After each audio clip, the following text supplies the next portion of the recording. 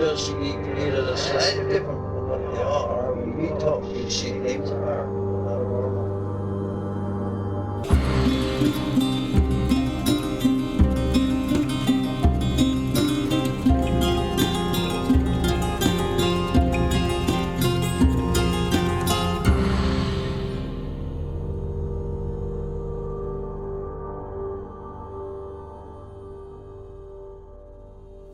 Welcome to Strange Familiars. Allison, Yes. you're late. I mean, it is mainly my fault. We're both late. It's okay. You're like the White Rabbit, right? Wasn't he late for a very important date, or am I getting my fairy tales confused? No, I believe he was. Well, better late than never. Yeah. We had a busy week this week. Sorry about that, everybody, but here's the show. A little bit late. Yeah, we're recording it at the time you would probably be normally listening to it. Yeah. You know, because a few years back I had that thing with that MS attack. People get nervous, I think, whenever we miss a show. Like, oh, is everything okay? We're fine. It was completely mundane stuff that was just life stuff. Yeah, it just delayed the show this week. Everything's fine. I might take off. I know I keep saying this, but I might take off a week or two coming up. I barely ever take off, but I really need to get that Hermit's book done, and I might need, just like a little. Yeah, I think if we both had like a week of dedicated time, like I have an article that's due in September, and I have an exhibit I have to help finish. Yeah. So it would be really cool to just have like a week to work on other things. Yeah. Not that we're like going anywhere. We never go anywhere, but that might happen coming up. I might just, because I really want this Hermit's book done for this year, and there's a lot left. We could pull a Hermit out to talk about. Oh yeah, I'm 22 chapters into the Hermit's book. 22 chapters in, and that still leaves out about 750 to Hermits, doesn't it? I'm estimating I have at least 10 more chapters to write. At least. In the 1800s, would you say it's a good 37% of the country was living on their own? And the thing is, I don't know why it isn't more popular. Yeah. I mean, I guess we have a rather less romanticized version of that now, in just that we have a huge population of people who are unhoused in this country. And it's less romantic than going off to the woods to live in your own shack, which people won't even let you do anymore because they're like, oh, building codes. Yeah, exactly. So on tonight's show, I will be talking with Jaron. He's got a gnome encounter. Really? Yeah. He woke up with a gnome in his room. Wow. Yeah. Were there any gnomons that preceded it? Ah, nice. But he also has some nighttime invader stuff, like a UFO from when he was young. A couple creepy stories of just odd things that happened that are really interesting. And then some sleep paralysis stuff, because it goes hand in hand. None of us can really get a good solid night's rest. I don't know what it is.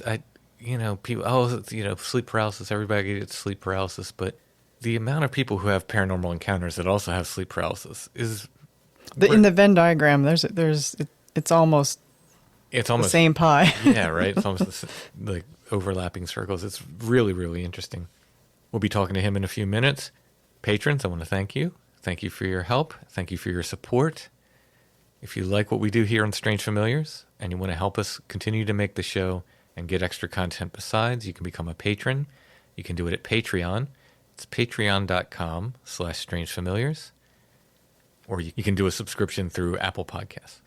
And I am slowly adding all the back catalog of the patron shows to the Apple Podcast thing. It really takes a long time to upload an episode there. So I can do maybe 5 or 10 at a time before my head explodes. Yeah. And I know it's been a little while since I've added, but there's way over a year's worth there. There's lots and lots of old patron episodes there. I'll keep adding them for the people who are signing up that way. But thanks to all of our patrons, either way, whether you're signing up at Apple Podcasts or Patreon, patreon.com/strangefamiliars. Thank you so much. You make the show happen. Couldn't do it without you. All right, hear about a gnome.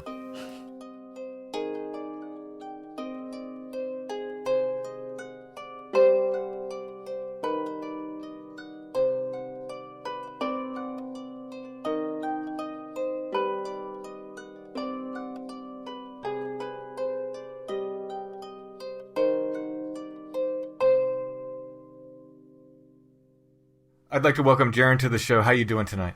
I'm doing good, man. Yeah. got off work. Thanks for taking the time to talk with us at Strange Familiars. You have a variety of stories you email me about, and I'm excited to get these for the show. Where do you want to start? I figured I would start in chronological order the best that I could, but just giving highlights because there's a lot of in between there. Mm-hmm. Man, the first one, really, I was about 11 years old. It was around 1998. I lived in Lead Hill, Arkansas. And this was a brand new trailer, like nothing to be, I mean, it was a trailer, single wide, you know? Mm-hmm. But no reason to think anything was haunted, or anything else was going on. But I think, yeah, when I was 11, I woke up one night, was at a nightlight in my room, and I heard a book fall. I used to have those world books, Encyclopedia Britannica for kids. Mm-hmm. Yeah. They were popular like in the 90s. Yeah, I remember. Mm-hmm. Yeah. But anyway, so like I had those pretty close to my nightlight, and I've always been a light sleeper. I still am. I heard one of those fall and hit the ground, and I woke up and I turned and there was a gnome like, in my room, and it looked shocked as well. It looked surprised, like maybe it had done something, you know, I don't know, to knock that book off, but I don't know. It was pretty weird, and it scared the soup out of me, man. It's like kind of one of those things you write off as you get older. You know, you're like, well, maybe I imagined it. You know, Right, like at the right. time it was real, but you're like, you know, maybe I imagined it. Maybe it was something else. You know, but it wasn't until later and learning about corresponding kind of events and circumstances that I thought maybe it had more validity. What did it look like? It looked just like a gnome. I mean, stereotypically so, like, which was one thing that made me kind of like want to discredit it as I got older. You know, I was like, it looked like a storybook gnome. It had a red hat. I can't really remember it. I mean, it was about 3 foot tall. I remember having a big red hat, but it also had like a milky white eyes. Like its eyes were, I remember the way they glinted from the nightlight that was by the book. They looked like milky white to me. And it froze and I froze and I was just scared witless, and then it just ran off out the door. And I sat there for, best I can remember, probably like, I don't know, 10 minutes trying to work up courage. You know, the way those trailers are laid out on the opposite end is the master. So Mm-hmm. it was on the very opposite end of the trailer. My mom was sleeping, and I ran down there, and so I finally got up the courage as fast as I could, you know. I went there, and of course I told her, I was like, I think there was enough in my room. And she was like, yeah, I bet there was, you know, whatever, like, you know, sleeping here. But one thing that throughout the years kind of made it more definitive for me was the fact that, like, I'm like, okay, I was a kid. Maybe it was scary. I still had a nightlight on, even at that point, but was sleeping in my own room. But I slept with my mom for years after that, to points to which I would not even really want to admit. Yeah. And the fear was real. Sure. You know? Yeah. Yeah. It's interesting that you said he looked surprised. We get these encounters with these, I don't know, whatever you want to call them, these nighttime invaders. Right. And often people say they look surprised. In fact, when my wife saw her flannel man, she said that he looked surprised, like he'd been caught. Right. Like you shouldn't see me, you know, or how can you see me, right. or something. Yeah. Yeah, exactly, man. Again, that's one of those details that, I mean, I'm learning just now from you. Like, you know, like, I mean, I've learned bits and pieces throughout the years, especially when I started having sleep paralysis. It made me really kind of dive more deep into the ideas and the coincidences or the connections, Mm-hmm. you know, as they were between all these phenomenon, you know, and things that I discounted in the past suddenly became way more relevant. Yeah. Wow. Did he have like a sinister vibe to him, or just he was just there, or? Yeah, I mean, honestly, he didn't seem like he had a sinister vibe. It was just, I think I took it very sinisterly. Sure. You know, like I was very afraid. Yeah. You know, yeah. I mean, you wake was, up and anything's in your room that shouldn't be there. It's not going to be a good feeling. Well, right. Yeah, exactly. And not only that, but it's like I had a nightlight for this specific reason, right? You know, like already kind of a little bit scared of the dark. and then like there's something in full light of a nightlight coming back at you. Yeah. So Yeah. Wow. it was jarring, to say the least. Yeah. Oh, but yeah. I mean, one of the very first experiences I can remember, probably the next significant one, man, I was a couple years older. And I was like age 13, around 2000. I had one of my best buddies in the whole world, Toby, and his buddy Brent, which like Brent a lot too, good guy. But anyways, like they're 3 years older than us at this point, you know, which as an adult, that's nothing. But as when you're 13 to 17, that's a pretty big gap. Yeah. But anyways, they took us out. Brent said he knew this property, you know, and it'd be a fun place to camp and just have a spooky night. It's an old house, you know, out in field, North Arkansas. I imagine around the Payette area, if I had to guess, but I can't remember exactly where it was. So we went out there, and of course, yeah, it was just spooky. You know, there's a cow's head on the trail, and I was with my buddy Robert, who was the same age as me, and then Brent and Toby were more closely in age, as it were. We went out there and just having a good time. You know, mind you, at this age and this time, like we did nothing. You know, we were totally sober. So we're having a good time, spooky house. Then we have a bag of food, and I think it's all the fireworks are in there too. And somebody, I think it was Brent, just randomly, you know, just being a kid, like freaked out about bears. Like, oh, bears can smell the food. And we're like, no, like don't do it, you know. I'm like, so he threw the whole bag in the fire, and fireworks went off everywhere, and we all started running, laughing. You know, I mean, we're still having a good time, regardless. And but as we all ran, our buddy Toby, he just kept running, and Robert was right beside me, left me, and a little bit behind me as we ran away. And Toby just kept running off into this field. And we all stopped, you know, panting, and we're like, Toby, like, where are you going?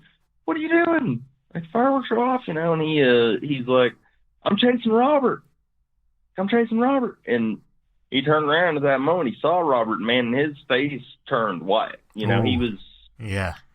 He was definitely, in my opinion, known this guy my entire life since I was like 3 years old. We're cousins. He's like a brother to me and one of my best friends. But anyways... He's like, man, there was Roberts in front of me. He's like, no, I was chasing. Wow. Like, he was right up there, you know? But, so at any rate, the night progresses. Me and Robert, you know, being younger too, we're a little bit afraid of the whole bear threat. You know, we're like, is that like a real threat? You know, like, the bears really get us? Probably fine until somebody brought it up, and then it became a possibility. Right, yeah. It's a pretty senseless fear, I mean, overall. But when you're 13 and you're hanging out with, you know, 17-year-old guys all having a good time, you know, it seems relevant. But so anyways, we crawled up to the top of this abandoned house. And the roof is still in structure. They decided to sleep down by the fire that we had built. Me and Robert decided to sleep up on the roof because we were kind of freaked out. As we sit up there, you know, we were just BSing, talking, you know, just having a good time, talking about stuff. And we decided to start counting shapes in the stars, you know, or just like looking at them, being like, okay, like, well, there's this, that's that constellation, however, how else. But as we were doing that, there were these 3 perfect stars with uniform brightness and brighter, you know, than the surrounding sky, but they look like stars still. They were perfectly separated. We were watching them, counting out shapes, and I was watching that one and it just started moving, man. And like it was moving really slowly. But as these 3 bright stars passed over the surrounding sky, it blacked them out entirely. And that's when I was like, that's not, like, yeah, like, I don't know what that is. And this is, you know, mind you, way before I was ever even truly interested in the paranormal or UFOs, you know. I don't know. It didn't really strike me until years later. I mean, I thought it was weird, and I was like, I think that's a UFO, but yeah, I don't know. So whatever was the 3 lights... So there was something much bigger surrounding them, right? That's blacking out. Is that what you're describing? Well, no, like, I mean, to my memory, like, it was like, you know, we're laying on the roof. I mean, and this house was pretty much in the middle of a field. I don't know, maybe 5 to 10 acres on each side. It's an old house. But we were up there. We had a pretty good expanse of the sky, and there was 3, like, bright stars. what I thought were bright stars, but in that perfect triangular shape and way, way up there. Like, I mean, they were high enough to look indistinguishable from regular stars, you know? Mm-hmm. And as I watched it, and it moved slowly. It never zipped out of the sky. It just like cruised out of the sky. But as it cruised, the interior between the three stars Okay, I got you. was blacked out. Yeah, and Gotcha. you could see the stars disappear as it moved Gotcha. across. Yeah, yeah. Wow. Yeah. I mean, that's the only one true UFO I could say I've ever actually seen or thought that I saw. But again, that's one of those things that wasn't until years later that you learn that a lot of this phenomena is related. Oh, yeah. And that my friend had had an experience, an hour or two before, chasing something else off into the field. Right. That he claimed wasn't. Did he ever Until he describe, gave it a little. like, did he just describe it as it just looked like your friend that he was chasing? Yeah, he said it looked just like him. He said it was even beckoning him. He said it was like running in front of him, and it was like turning around. And you could see his face, and he was like waving his hand on. He's like trying to draw him. I don't know. Wow, that's creepy. In the woods. That's super creepy. I mean, and again, this guy, he doesn't have as much of an interest as I do, or that a lot of our friends do in this kind of ideology, but like, he was spooked, man. I've known this guy my whole life, and I'll never forget the look on his face. Like, he was spooked. Like, yeah, that would do he wasn't messing around when he said it. Yeah, the beckoning thing is like, that's creepy. That's kind of sinister. Yeah, like, come on. You follow me off into getting lost somewhere. Yeah, exactly. I mean, or whatever experience that might be, I don't know. But after that, it's honestly one of the weirdest experiences I've ever had in my entire life. By dreams and all the sleep paralysis, this really shook me. About age 20, 2007, in Leadville, Arkansas. My mother had bought this property, her and my stepdad, and they'd moved the trailer out there. I think I was around 20 years old. I mean, very little construction experience, but I built in this horse shed. They wanted to kind of have the American dream kind of thing going on and have chickens and horses and cows and all that. Mm-hmm. And I was living there, so I was helping. And I built a shed, and I built it out of 5 4x4 posts cemented in the ground. It was like a lean shed, basically. Like, so it's open on one end, it's shorter on the other end. Mm-hmm. You have a pitched roof, right? And I screwed all this together. And about a week later, I came home, man, from a construction job I was working at the time, and this shed was destroyed. And it wasn't only destroyed, but like, there was a fence approximately, I mean, it was a little bit downhill, but about a barbed wire fence, about, 20 foot from it. And this thing was thrown over the fence, crumpled up in a ball, and sitting in the backyard. There were no tracks. It was a sunny day. It really shook me more than almost anything it ever has, man. Like, and I sat there and stared at it for, I don't know, 10, 15 minutes. I mean, maybe longer, just mouth agape. And I just couldn't wrap my head around it. And I called my mom, because even straight line limbs, I mean, with nails, they might pull them apart, but with screws, I mean, at best, it's going to tear off the roof, man. And this thing, it broke it off at the ground on all 4x4 posts, threw it up in the air, threw it over this fence to about 50 foot away. Like, and it just blew me away, man. I've never had something so inexplicable happen when I was not dreaming, Right. Yeah, no, that's something weird. Like that. Was there a storm or anything that day? No, it was a sunny day. I mean, I had looked at that shed when I walked out that morning because it's facing like directly in front of basically the door they used to exit. And, I mean, it was fine, and I'd spent way too much time. I think I spent like 3 or 4 days building it because I just didn't know what I was doing. Mm-hmm. But it was cemented in the ground and screwed together. Yeah. So anyway. Were the posts broken off that were cemented into the ground? Yeah, at the foot. They look broken, not solid or something.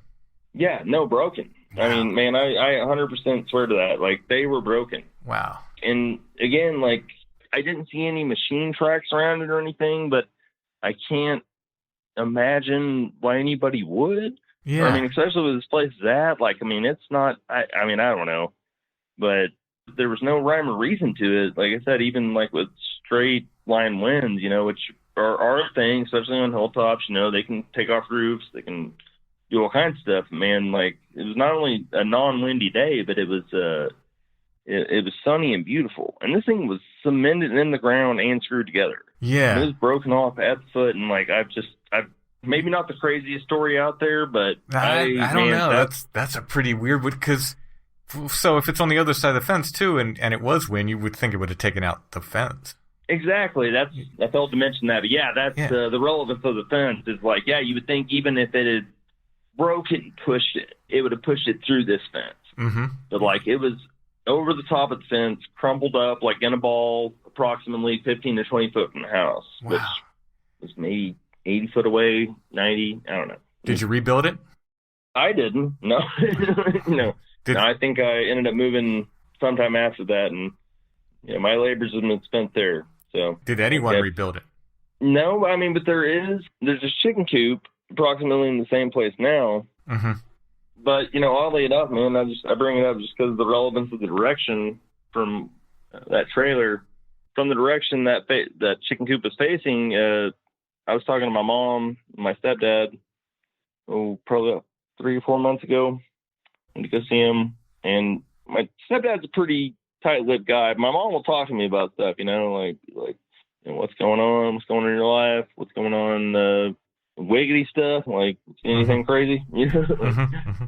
But he's a pretty tight-lipped guy, and I asked him, I was like, have you seen anything weird? And he told me a story years ago about when he was a truck driver back in like 75, and he saw a cigar-shaped UFO down, just like resting close to a field. And he spoke it in hushed terms, and that's the only thing he's ever told me. I asked him, he wasn't going to give it out loud, but I was like, have you seen anything weird? He's like, the other night, facing that same direction. He's like, I thought it was a drone. He's like, but it was a silver ball. It was a silver ball. He's like, and it was approximately the size of like a beach ball. He said it was floating over as the crow flies, pretty close to the road that connects down there from their property. He's like, it was hovering just above the trees. He's like, and it had a really bright light trailing about 4 feet behind it. Huh. He's like, but it didn't look connected. And like, it just, I don't know. It kind of struck me. So he never talks about stuff like this. Yeah, yeah. Yeah, and I was like, man, like, and I don't know, that was a pretty interesting description. So approximately after that, that would have been around age 22, around 2009, I had my first kind of apocalyptic dream. Mm-hmm. Anyways, I'll just describe it. So at the time, I was working in a wood shop out in Bruno. We made hiking sticks, barnets, woodworks. I don't think you'd care if I mentioned that. But anyways, I was working with a friend of mine, Quentin, and I had a dream. And again, it's just a dream. But it was a dream the next night. I just bought boots in real life the day before because I needed new boots. And in this dream, I was beside Quentin and his wife, and we were about to say goodbyes. And he's like, man, he's like, I mean, things were going down. At any rate, we said our goodbyes. Things started going into visions, seeing people running through the woods. I was running through the woods, evading something. It was unseen. But then at some point, we were all captured. And I can't remember exactly where we were being held, but there was a ship or an entity or something close to us. And I don't know, we were in cages or something of the like, but there were a lot of people just with these other things. And one of them particularly walked out and got close enough to me. And it was a really strange amalgamation, man. It was like, I don't know, it was 7.5, maybe 8 foot tall, but it was wearing like a blue onesie. And it was, I mean, Caucasian skin, the best that I could tell, but it was just really, really lanky. Like its fingers were really spindly. It had long, thin arms, had like dark brown to black hair, best that I can remember. And I think brown eyes, but like elongated and just strange. Anyways, I know this sounds ridiculous, but I finally got to get close enough to it, and I was just screaming at it, and I was like, why are you doing this? Like, what are you doing to us? And it was like, finally turned and looked at me, and it just said, you failed. That's all it said. Huh. And then I woke up. Yeah. Wow. This is just a dream. This was before sleep paralysis and stuff like that started. This is a dream in 2009, around there, and I had a pretty good lull period till things actually started happening. Mm-hmm. When did sleep paralysis start for you? Oh, 2011, 2012, around there. Okay, so you're in your 20s at this point. I think around 24. Mm-hmm. I mean, I was trying to do the math on it, but yeah, man, when that first started, I mean, I'll keep it short and sweet, I'm trying to get into too much detail, but I was assaulted, like, one of the very first times I had an experience, and, like, I don't know, it was strange in the fact that it was, which I've never since then, or, I don't know, it was a one-off, but it was a very, very large, like, typical, like, demon. Like what you think you would see from like Hellboy or something. I mean, it was huge. It was like 7.5, 8 foot tall.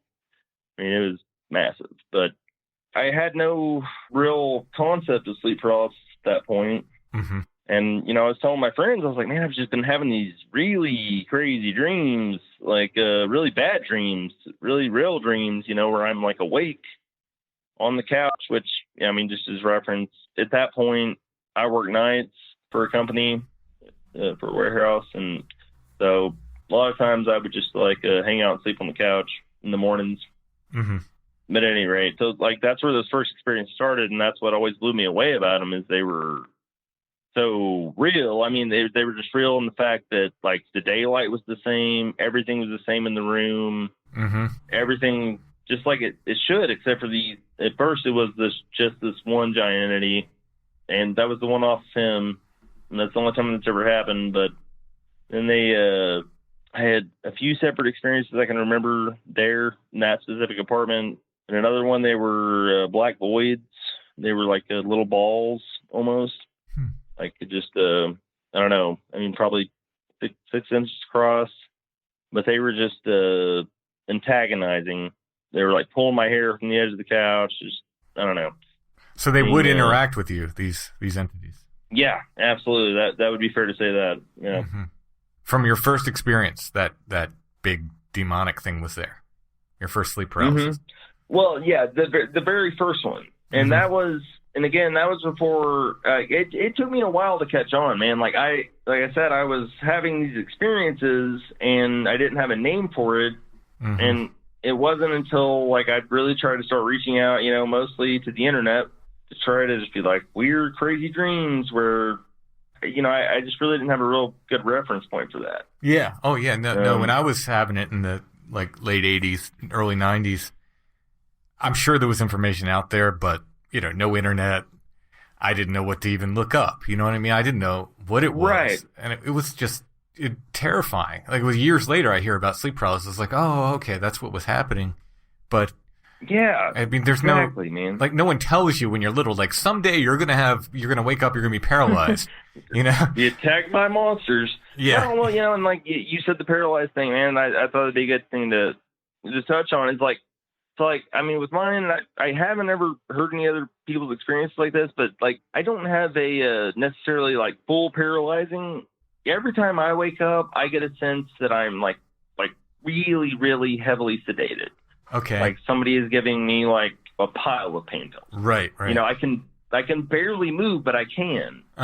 Which has ultimately helped me in being able to like try to ward these things off. I mean, I call them things, but there's different schools of thoughts on that. But I think that anybody that's ever really experienced that kind of thing would believe that there might be more going on there than just your mind attacking you. I think there's a both end kind of thing with this stuff, in that there might be a medical reason for sleep paralysis, but there could be. Whatever these entities are can also sense we're in sleep paralysis, and it's like a beacon going off to them wherever they are, wherever they live, whatever dimension or whatever they're in.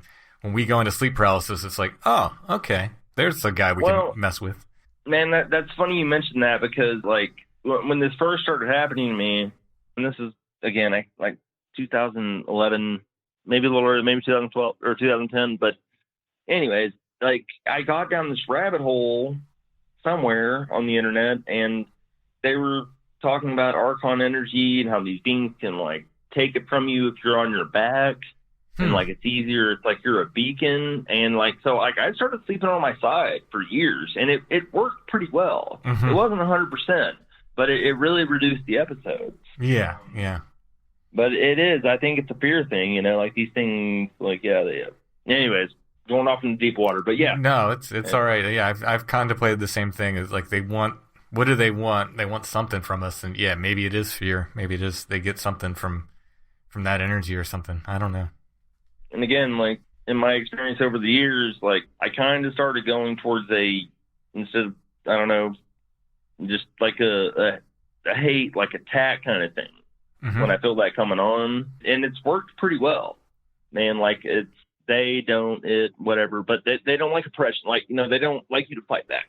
Okay. And if you do, it's a pretty good deterrent. I don't know, in my experience. Yeah. I mean, but there's different ways of dealing with it. Like for me, just, you know, growing up Catholic, I just started saying the Hail Mary, and it'll stop it immediately, which is weird. You know what I mean? Like that's like.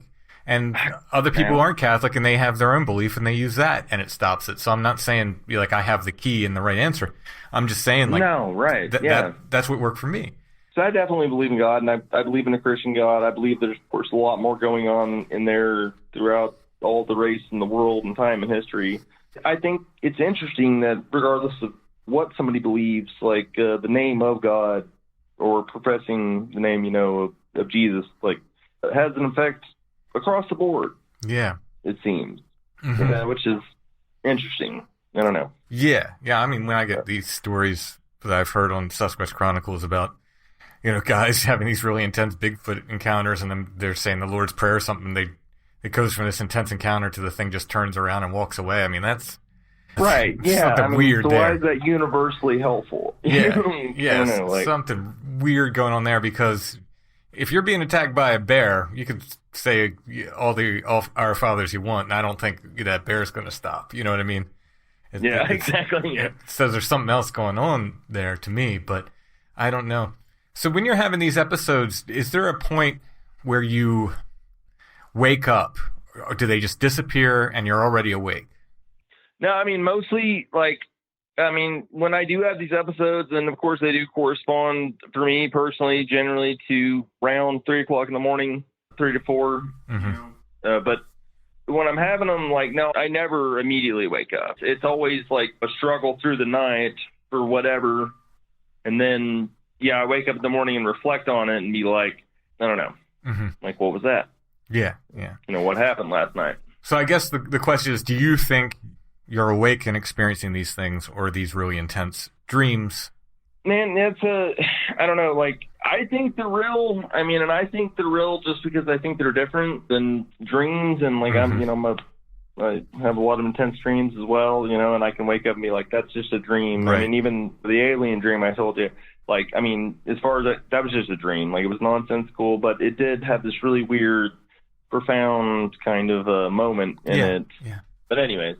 Yeah, I mean, I think for me, these experiences are like, there's definitely been times where I've not woken up. Like these entities are just there, and then I'm sitting there. You know, I was sitting there looking at them, and then they're gone, and I'm sitting up. There's no time I actually woke up, which to me says like there's something else going on there. But I don't know. Oh yeah, I absolutely. Don't know. No, I mean, I 100% believe that. Like, I don't know. You know, it's I think it's kind of like maybe the question of the what. Like, you know, it's there's so much going on there. When you say you kind of got aggressive with them, you're yelling at them, or Yeah, no, I mean, it's just like I said. I mean, back to when I said that I got on this. I don't know what website I got on, man. I was just reaching out to whatever I could. Yeah, again, that was around 2011. Yeah, I was just reading a bunch of stuff, and this is maybe one of the only resources I could find on it is like, you know, that whatever they feed on your fear, and you're more vulnerable when you're on your back. You know, and if you sleep to your side, like when you sleep on your back, supposedly it's like a beacon to something. Yeah, I don't know. Maybe that's true. Maybe it's not. But to me, that didn't matter because it worked. Right. And whether that was like a mental thing where like it was just my brain being like, you know, this is the way you can deal with this, you know. Right. Or it was something that physically worked. I don't know. But yeah. So we got time slip.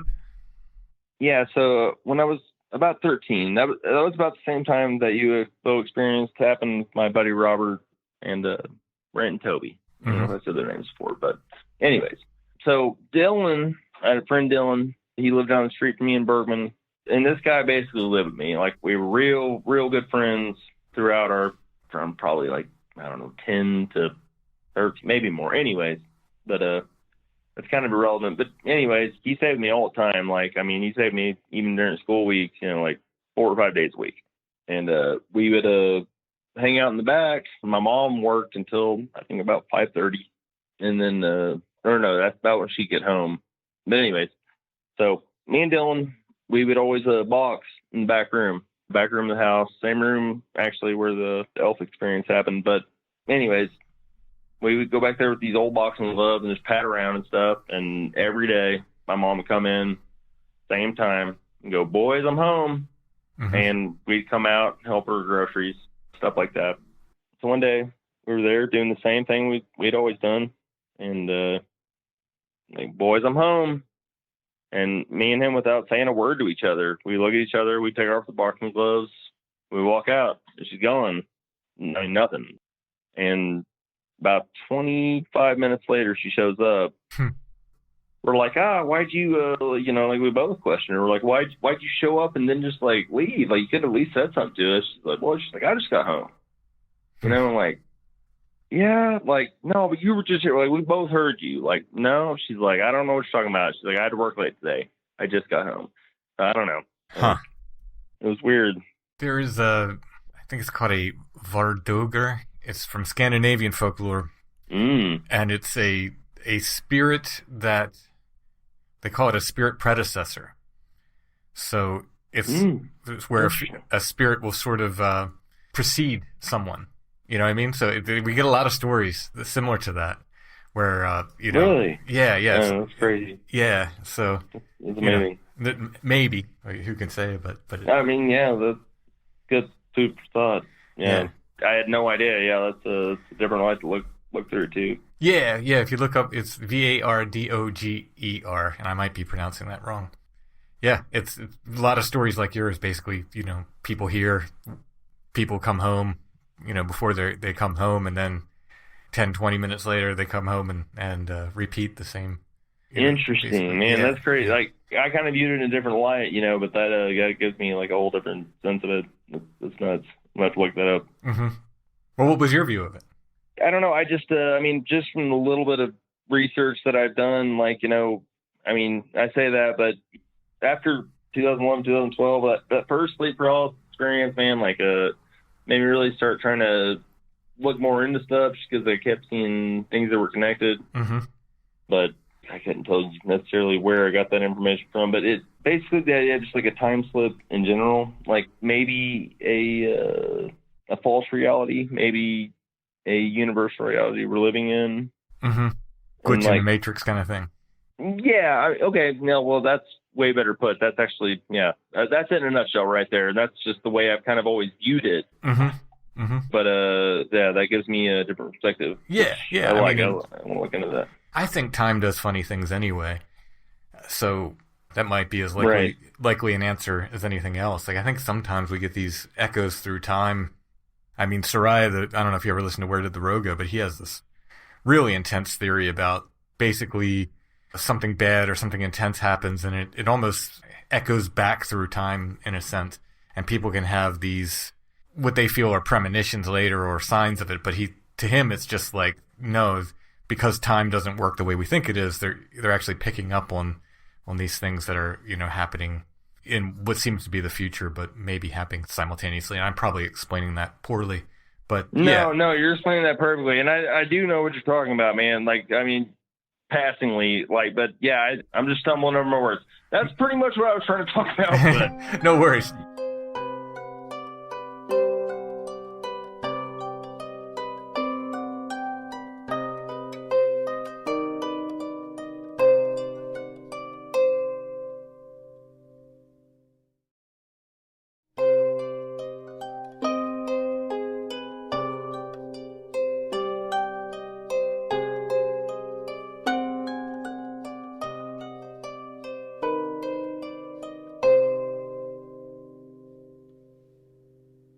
last significant sleep paralysis episode that I had. And this one was especially weird, so I was wanting to save it. Sure. Yeah, but okay. So it was about age 27, around 2013. And I had a couch upstairs in this loft house I'm living back in now. I moved away for about 3.5 years, but I moved back in here recently, about a month ago. But that time I had a couch upstairs, and again, I work nights, often fall asleep on the couch, playing guitar, watching movies, whatever. But this one, I was laying, there's a upstairs door, which would have been directly behind my head, about 5 foot away from the way the couch is sitting, that led to a deck outside.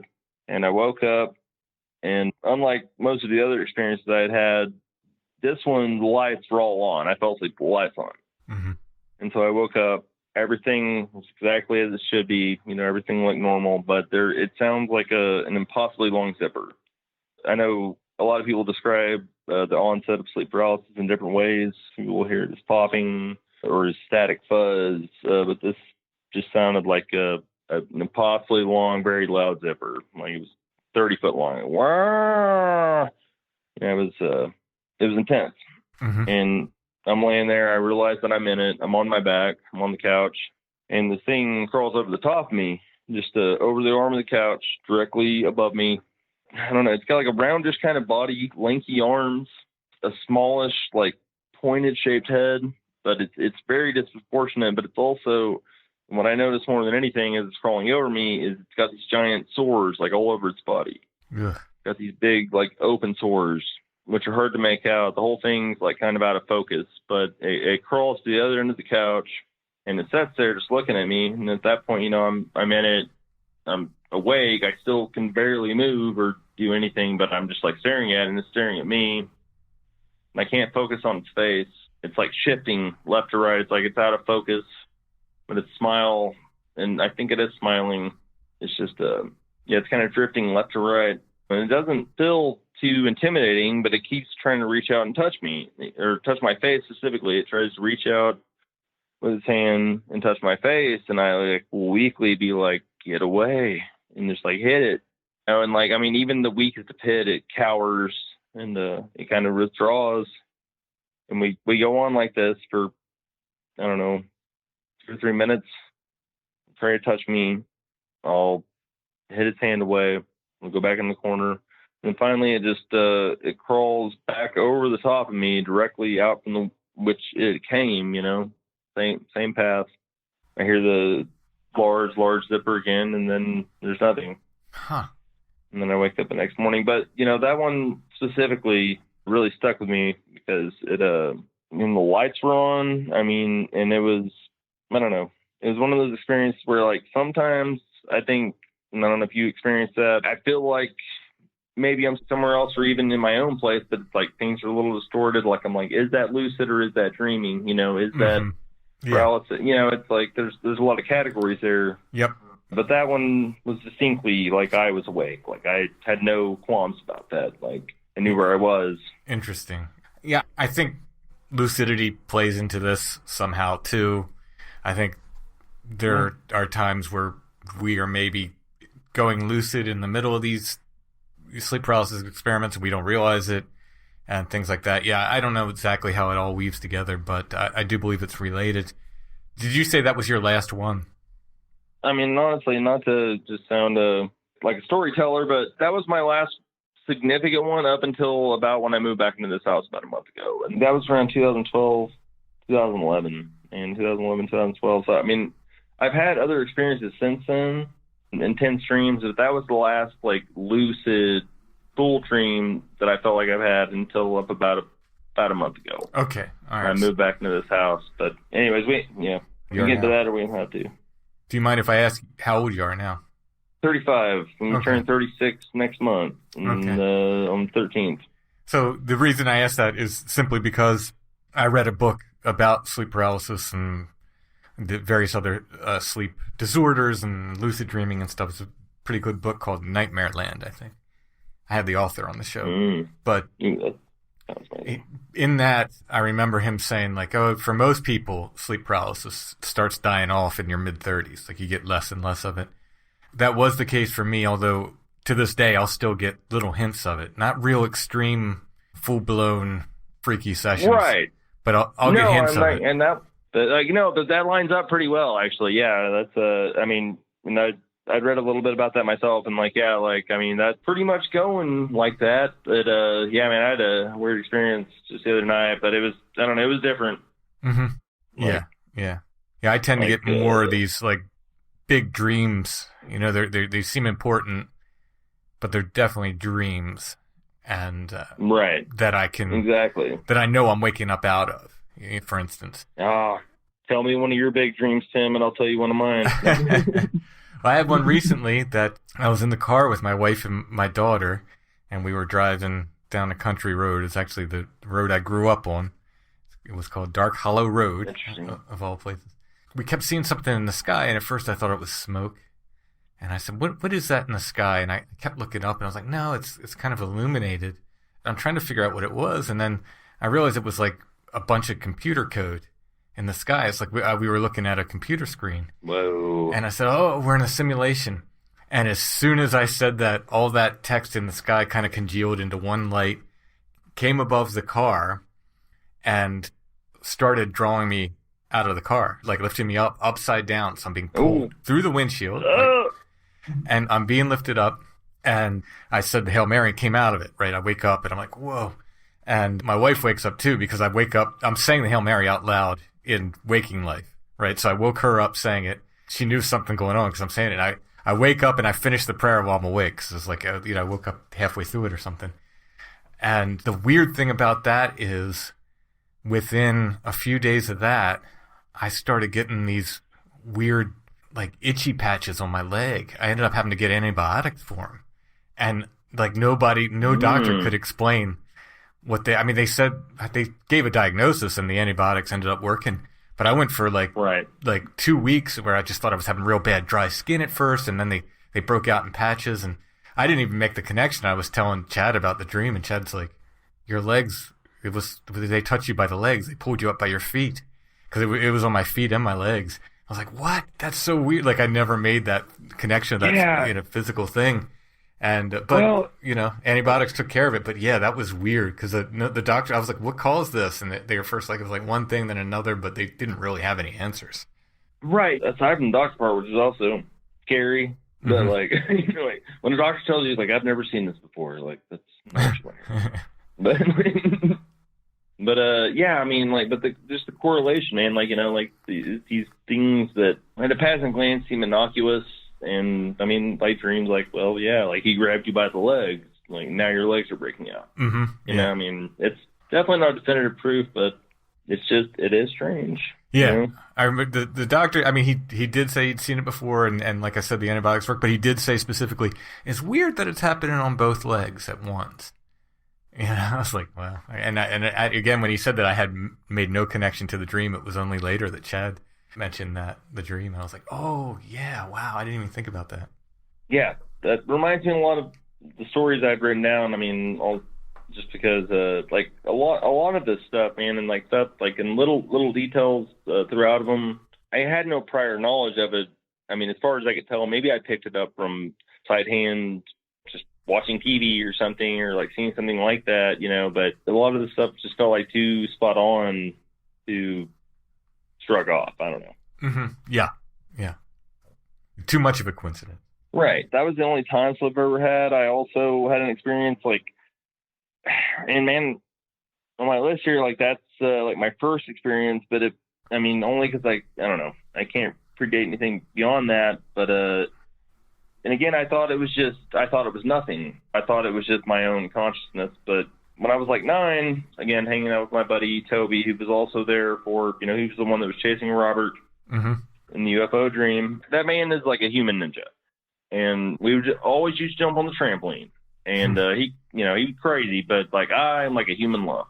But, I wanted it to be better. And that's all we did was jump on the trampoline, like basically. And at one point, I was trying to learn backflips, and anyways, like everyone else went inside, and I remember like sitting up there, like working up the courage to do it. I mean, like I can do this, like, I can land this, but I didn't really feel confident in myself. But then like when I was like, I'm doing it, I'm pulling the trigger, I'm going to do it. And when I went to go do it, like I heard like a woman, like an older woman's voice, like scream at me, stop. Hmm.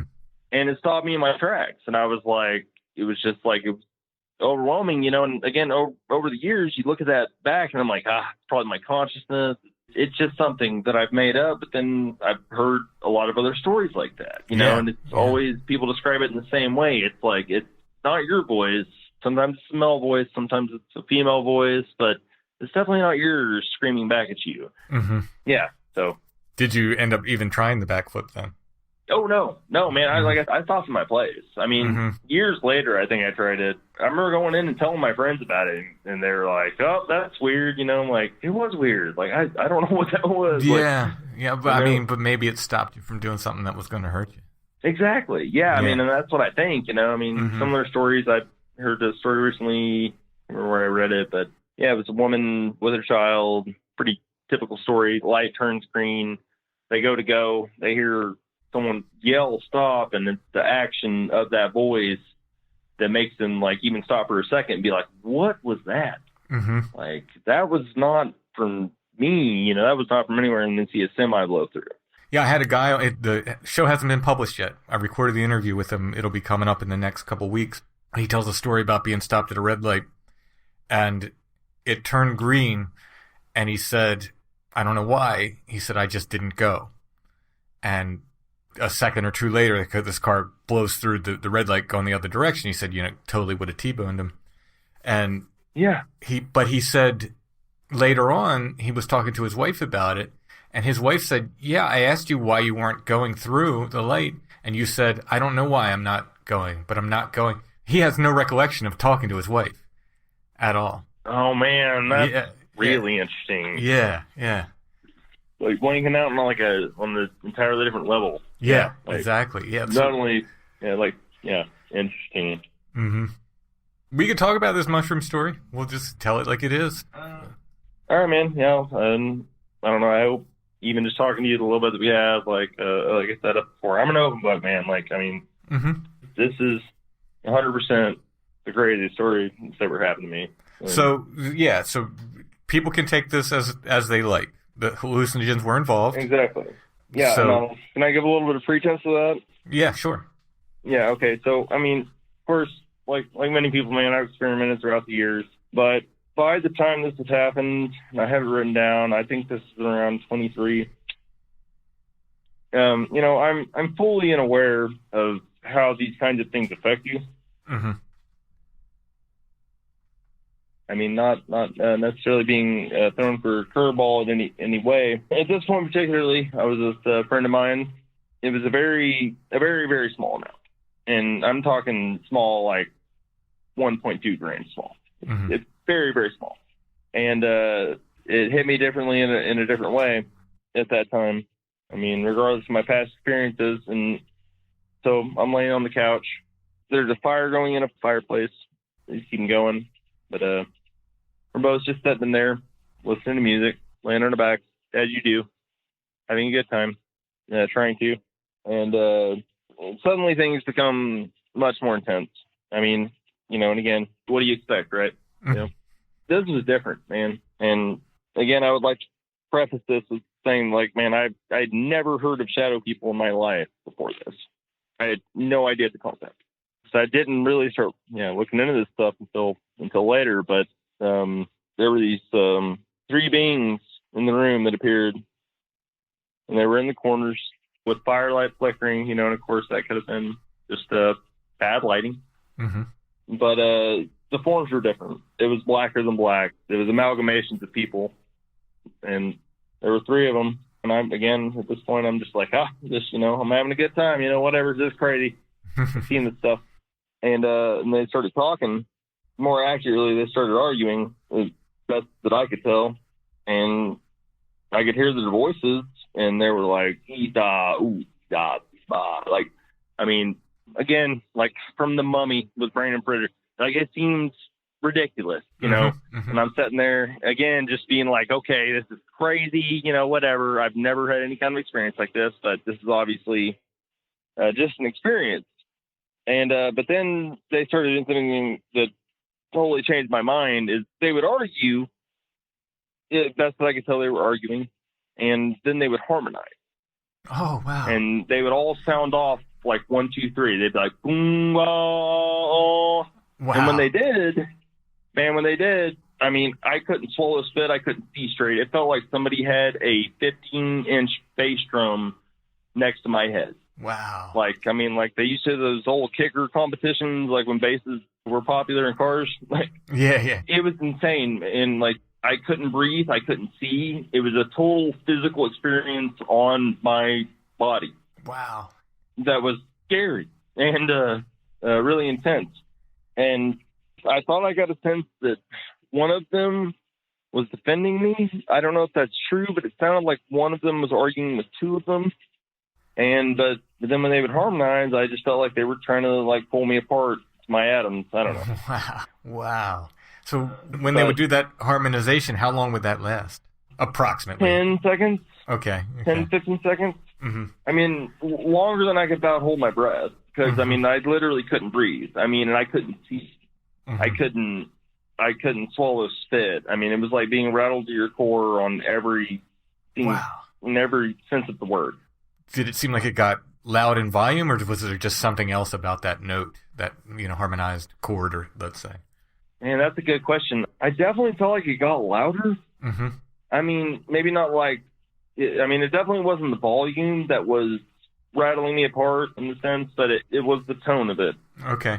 And again, I don't necessarily believe in any of that, but, it's like, and then it was way later I learned about certain frequencies and how those harmonize, how, like supposedly ancient cultures use those to do all these things, Sure. And like, it hit me so hard, man, that I was like, I'm not just on mushrooms right now. Like, this is... Yeah, especially because you said you've done them before, and this was a pretty low Oh, yeah, dose. many times. Yeah, and this was a low dose. Like... Yeah. And this was something different. And there's nothing else in them. They weren't laced in the comical way, but it really shook me, man. And did they ever do anything else, or did they just, that was it? Man, it's best that I remember they talked for a while, and then they faded out, as I imagine they would do, but I don't know. Yeah.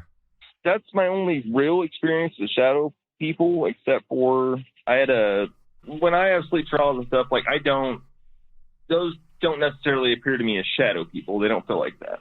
Mm-hmm. Like these felt like different kind of things.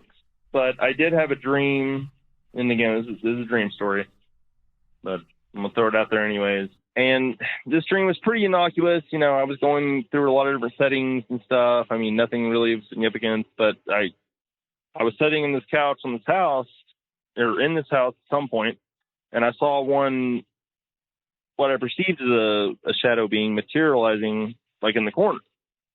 And like I've said prior, like my immediate thought to that is like oppress it. Like it's trying to oppress you, you have to oppress it back. Mm-hmm. Like it's trying to make you feel fear, you have to show it that you have no fear. Best you can. Anyways, but I ran up to this thing and it did not work.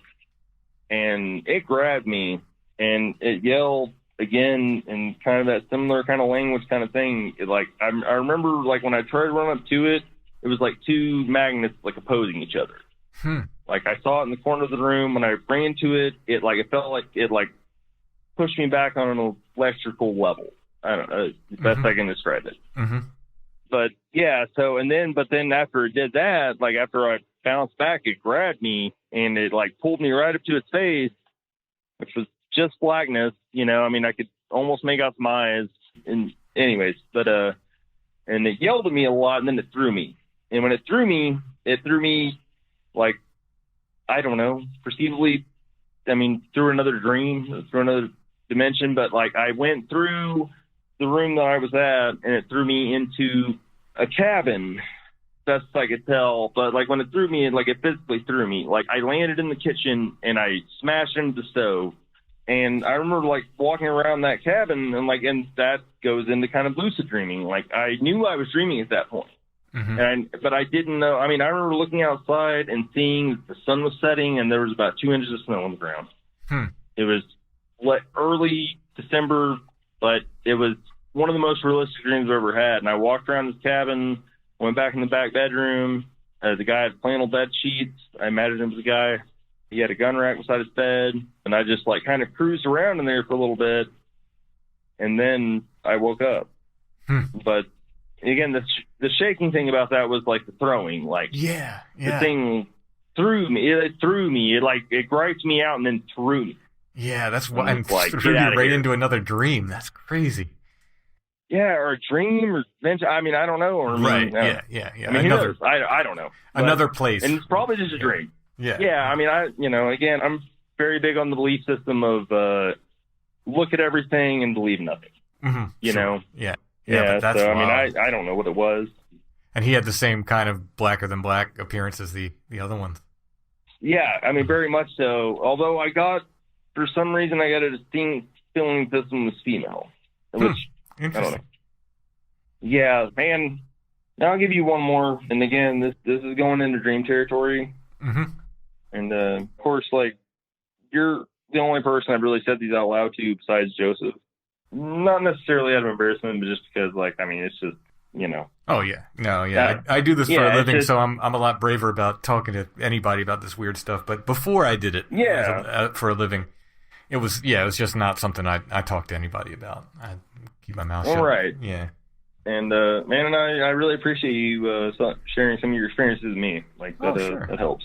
Yeah. I mean, that's the point of the show. That's people hear you tell your stories, and somebody's gonna hear it. I guarantee it and say, well, I had something exactly. similar. I had something similar, and they'll contact me. Yeah. Yeah. Well, and that's I mean, one reason that I got a hold of you besides just like listen to other people's experience, man. Like it's nice to hear it, and Mm-hmm. like Mm-hmm. and to have a platform in order to be able to say what you've seen. I don't think same things. Don't think we'll ever get to solve this, whatever it is, but we're going to add to the stories, and maybe somebody in the future looks back and says, "Oh, look at all these stories that collected," and they can make some kind of sense of it. Yeah. All right, so I'll put, man, this last stream, this is a pretty recent one, and I touched on the fact that about apocalyptic dreams, Mm-hmm. right? Mm-hmm. And that generally these include, like, I mean, they almost always include big portals in the sky. I don't know how to describe them. They're not portals. They're like clouds that are enveloping on themselves, like in rainbows. Mm-hmm. But there's something ominous about them, and they always trigger something. Like, it's always like a flip. It's always like everything is fine at one moment, and then everything goes from real life to make-believe land in an instant, and everything is real. Mm-hmm. Yeah, this last one I had, man, I just want to touch on because I thought it was especially strange. I can't remember the date. Anyways, you remember very recently the whole spy balloon stories, correct? The what now? Yeah, the Chinese spy balloon. Oh, yeah. Right? Yeah, definitely. And it was supposed to be like kind of a big and all this. So like this dream occurred after the first day, the first balloon. Mm-hmm. Before there were the other balloons, there was this one balloon. And I had not seen pictures of this thing. I mean, which maybe isn't that surprising that it's just a big balloon. But so I had this dream, and I was driving through Harrison. I'll give you the exact route. I was by Pace Industries, and I had to stop. Can't remember why. I had to stop, and I pulled over by this factory, and I remember getting out and getting on my phone. I was doing something, but I looked up, and I saw that spy balloon, and I was like, "Oh, there's that spy balloon everybody's been talking about." Like I remember thinking that in my dream, being like, "Oh, like there it is," but it was like trailing this weird, like I don't know, like silvery, like glitter behind it. Huh. It was strange. But anyways, it was like far off in the sky. I really didn't think much about it in the dream. But then like I turned around, and again, it had triggered something. And at that point, there were all kinds of UAPs. I mean, there were triangle UAPs, there were orbs, there were all classification, and they were everywhere. It wasn't like one here, one there. Like they were littered in the sky, going crazy. And everybody started to panic. And, I started to panic too. And like, what the hell's going on? So we ran into this building Pace, and we're all in there talking about it.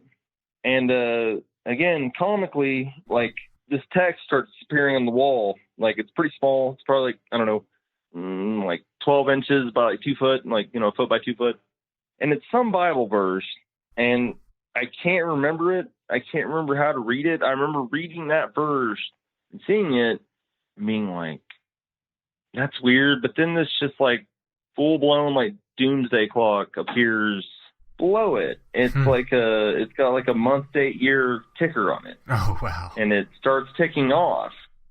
And then again, I'm just going to say it as it is. I mean, as made up as it sounds, it said your death is upon you, right? Wow. And it said it in blood below it. Oh, wow. But it's like after that happened, everybody panics again more. I try to go back out and I get in my car and I'm trying to go to find my friends and my family. I'm like, how can we, consolidate and try to make it through this? But the thing that really kind of shook me about that dream, above just being relevant to the fact that I had not seen that spy balloon and it looked just like it when I did see pictures of it. Mm-hmm. Anyways, I had a friend tell me that even lucid dreaming, you can't read in your dreams. So every time I lucid dream, I try to read. Mm-hmm. And I've never been able to. Never once. And I've tried multiple times. And this time I could read at least the bottom text that said, your death is upon you. Mm-hmm. Yeah, I'm not sure about that either, because I've had I've had dreams where I've gotten texts in my dreams. Like, have you? Yeah. Oh, I'm sorry. That's cool. No, that's really cool, man. I want to hear this experience. I mean, this was a crazy, another one of these weird dreams, but I was getting texts from gray aliens. Man, that's interesting. The text on the wall as well. Yeah. Like, that's a really interesting connection. Yeah. So, so I have read texts, but not often. I don't know if I can lucid dream. Like, I don't know if I can. I was on some show that talks about dreams, and they're like, oh, I think you're lucid dreaming without realizing, which I kind of was like, how is that lucid dreaming if I don't realize it, Then how can it be lucid? Right, well, yeah, that's a very good point. Yeah. But in any case, to my knowledge, I do not lucid dream. Like, I'm ready to believe, man. When all this stuff happens, I'm just like, sure, Greys are texting me. There's nothing weird about that to me, Right. I'm just, whatever happens is like, other dreams I've had, dreams where like Bigfoot was sleeping in the farmhouse I grew up in. It never occurred to me that it was weird. It's just like, I guess I shouldn't wake him up. He's going to be mad, It was like, just weird stuff. Yeah, you never had like a dream like where you're fully aware that you're dreaming? No, I think I'm too ready to believe in all this stuff, which may be a problem.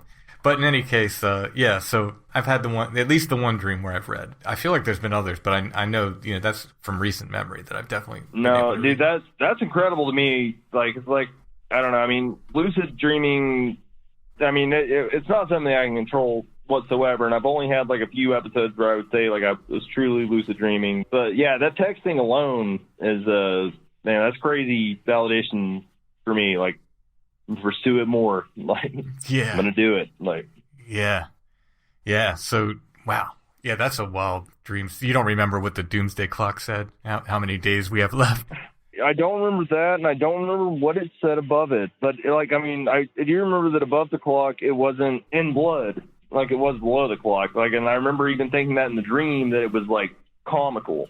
Mm-hmm. I'm like, this is like a horror movie. Yeah, right, it's like It's like your death is upon you. I mean, it was still terrifying, but it was like it was comical in the sense that I'm like, yeah, like maybe my brain's just making this up, but I was fully aware that I was dreaming. Mm-hmm. Man, I don't know. The weirdest thing for me, honestly, with that was that, and again, it was a spy balloon. I mean, yeah, because I had not seen a picture of that yet, and I mean, and again, it's just a big balloon. I can imagine what a big balloon looks like in my own mind, but it was. I saw some pictures of the spy balloon in waking life, and it was like trailing something behind it. Mm-hmm. It was weird. I don't know. I mean, that could have been Photoshop or whatever, but I just remember those were some of the first images I saw, because I thought that was especially strange. Yeah. In the dream, I was like, what's it trailing behind it? No, yeah. I don't know. Yeah. Wish I knew the key, and if we were getting, like, sometimes I think we get valid information in dreams, and sometimes I think it's junk information. Even if it's a big dream, exactly, an important dream. I think. Yeah, exactly. Yeah. Yeah, no, you're absolutely right. Sorry. It reminds me of the Mothman prophecies, So sometimes he was getting these completely accurate predictions. They would predict things that would absolutely come true, and then the next thing would just be bunk, like it would never happen.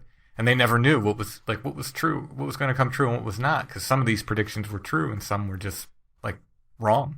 Exactly. So they're like, they're predictions, but they're like not. Yeah, yeah. It's Well, I mean, they are predictions. I don't know. Like, man, I don't know. It's so wiggity. But I mean, I think that's honestly, like, I wouldn't say the fun of it, because I don't think fun's the right word, but it's pursuit of it. It's trying to latch on to more truth than you have, regardless of what that might mean. Right. You know? Yeah. And I think that's why it's fun to take everything with a grain of salt, look at it all, and just try to speculate what's going on. The stuff that really validates at least my own stories is hearing other stories, like on your podcast, man. Like, there you go. Hearing people like, I think it was a man named Alex. I don't know. I've been kind of poking around here and there on different stories. The Unharries. The Werries, yeah. Yeah. And he was talking about, again, he said he saw, like, he thought it was a dream, but it was like gnomes in his room, or like elves. And then I think it was he saw some like small hairy creature like disappear into his brother's bed and shit like that. That I think is yeah. And I especially interesting. Glad you brought him up, because Alex contacted me recently. I got to have him back on the show. He's got more stories for me. Cool. Yeah, man. I really like the podcast. And of course, is it Father John? I know Joseph had mentioned him as well. What's Brother his name? Brother Richard. Yeah. Father Richard. Yeah, man. That guy's incredible. I could listen to him talk all day. You and me both. It's one of the luckiest things that ever happened that he contacted me for the podcast. It's just been great having him as a resource. Jaron, thank you so much for sharing your stories. Hey, thank you for sharing yours with me, man. Yeah. It was good to talk to you. If you want to talk again, let me know. All right, yeah. You just let me know if anything weird happens. You know where to find me. All right, I will.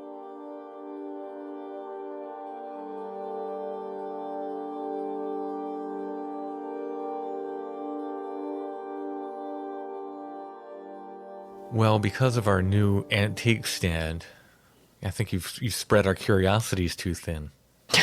I mean, I could have found something, but I want something decent. I don't just want to just go into another room and grab something off the shelf. I liked it to be more considered. We were running late anyway, and we knew we were late. So no curiosity this week, but there are curiosities to be had. There. If you're local and you're looking for a coffin. What is it going to take for me to get you into a coffin today? There's an Oddfellows ritual coffin at Allison's stand at American Daydream. You can't miss it. It's on the first floor. Just look for the big coffin, big black coffin. This is neither the first Oddfellows ritual coffin that we've owned, nor the first that we've sold. So everybody needs a coffin. It's true. Get your coffins. Get it at American Daydream. I mean, it's getting. It's August now. It's getting a little late if you're preparing for Halloween. Yeah, I was going to plop a plastic skeleton in this coffin, but no, I said that was. It was too a little cheesy. Yeah. I like an elevated coffin. For my latent Gothic tendencies. We also have our stand at Black Rose Antiques in Hanover. So we have our antique empire. Chad's there with us too. Chad's got axes and wool and stuff over there. We've got my books in both places, both at American Daydream and Black Rose. If you're a lumberjack who likes uranium glass, you'll love. Oh, our stand, yeah, that is the place for it. I need to pick up a wool coat and some uranium glass. Oh, have we got the stand for you? Back corner, Black Rose Antiques. Now, if you're local, you can find our stuff there. I know I said last week the artwork would sell right away. It didn't, the artwork for the episode. Mm-hmm. It lasted, I think, through the weekend last week, so I shouldn't brag about, hey. Yeah. Your little humble brag. That wasn't even really that humble. Usually, Bigfoot art especially goes pretty quick. The episode art in general goes pretty quick, usually. But it did sell. There is this week's artwork as well. It's a watercolor of a gnome. So this episode artwork is available as well. It's a little bit smaller than the other ones I've been doing, so I'll charge less for it. That's out there. That's in our Etsy shop. For any gnome-centric people.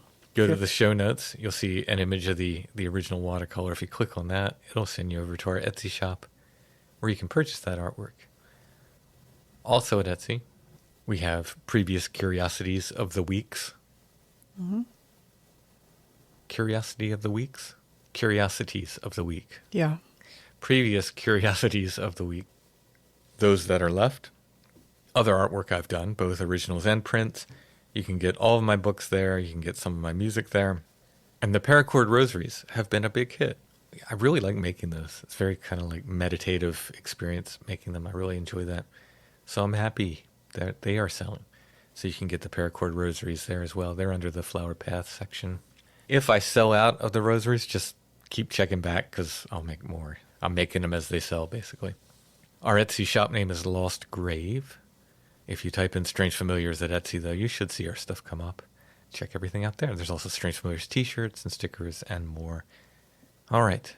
I think we've held this up long enough. Mm-hmm. Let's get this episode out. Time to get it out. All right. Thanks for being patient with us, everybody. We'll be back soon with more Strange Familiars.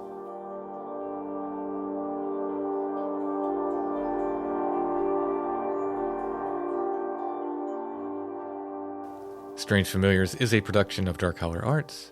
Intro and background music is by Stone Breath. If you want to hear more or purchase music, you can go to stonebreath.bandcamp.com. Strange Familiars is on Facebook, facebook.com/strangefamiliars. There's a Strange Familiars gathering group there as well you can join. We're on Instagram @strangefamiliars. And we're on the web too. We have a website. This seems wise in 2023. It's strangefamiliars.com.